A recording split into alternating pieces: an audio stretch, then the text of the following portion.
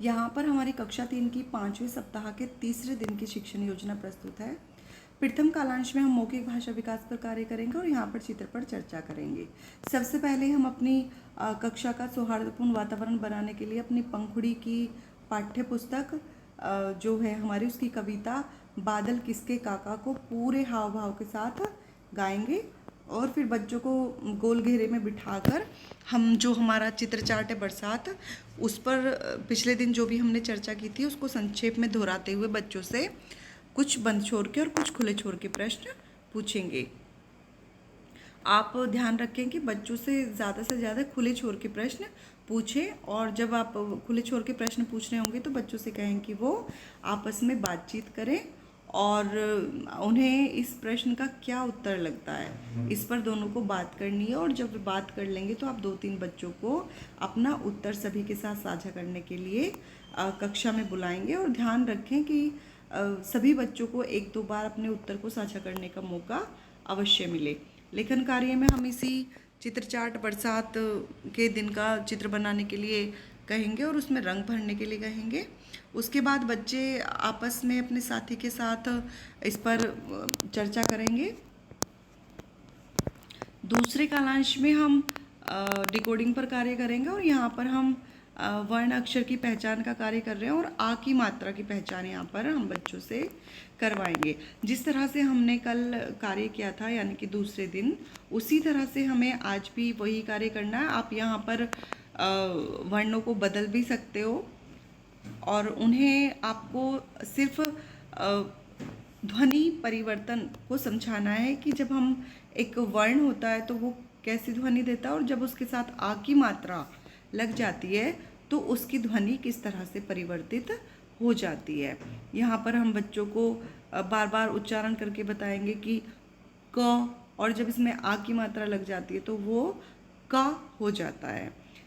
इसी तरह से हमारी जो पाठ्य पुस्तक है उसका पाठ 3 बादल किसके काका में हम जो भी हमारे ये ग्रिड के आ की मात्रा के शब्द हैं उनको खोजने के लिए कहेंगे।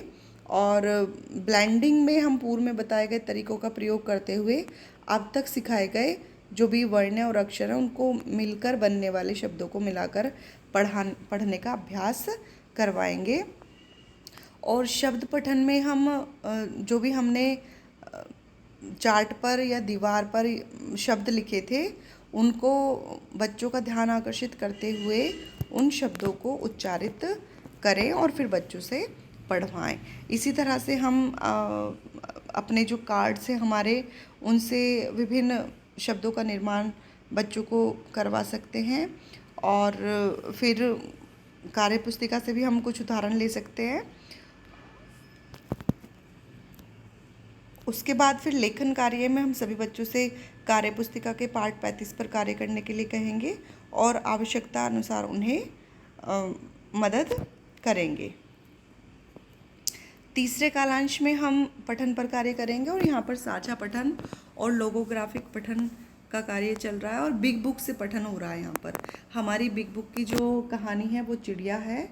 और सबसे पहले हम जो भी हमने पिछले दिन बच्चों को कहानी सुनाई थी उस पर चर्चा करेंगे और पूरे हाव भाव के साथ हम बच्चों को एक बार आदर्श रूप से चिड़िया नामक जो हमारी कहानी है उसको सुनाएंगे और फिर हम बच्चों से कहेंगे कि आप मेरे साथ साझा पठन करें। आप इस जो चिड़िया है हमारी बिग बुक उसको देखते हुए पठन करेंगे और जहाँ भी बच्चे रुके चित्रों के आधार पर तो उन्हें बच्चों से कहें कि आप इसमें कुछ शब्दों को जोड़ सकते हैं।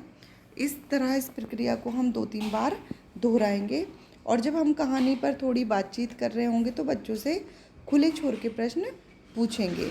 अंत में हम चार्ट पेपर पर जो भी हमने शब्द लिखे हैं उन्हें बच्चों से पढ़वाने का अभ्यास करवाएंगे। और आप ध्यान रखें कि अगर कोई बच्चा थोड़ा मतलब पढ़ने से हिचकिचा रहा है या गतिविधि में सम्मिलित नहीं हो पा रहा है तो उस पर ध्यान दें और अगले दिन उससे बात करके उसकी जो भी परेशानी है उसको दूर करने का प्रयास करें। दूसरे कालांश में हम ये कार्यपुस्तिका का हमारा जो पत्रक है उस पर कार्य करेंगे जो इस प्रकार है। ये कार्यपत्रक हम डिस्क्रिप्शन से जाके डाउनलोड कर सकते हैं।